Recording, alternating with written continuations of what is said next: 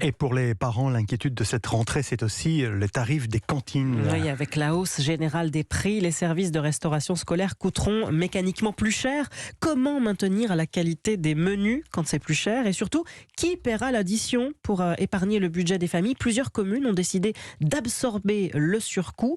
Un beau geste, Geoffrey Branger, mais qui va peser lourd sur les finances municipales. Oui, à Saint-Dié-des-Vosges, par exemple, pas d'augmentation des tarifs.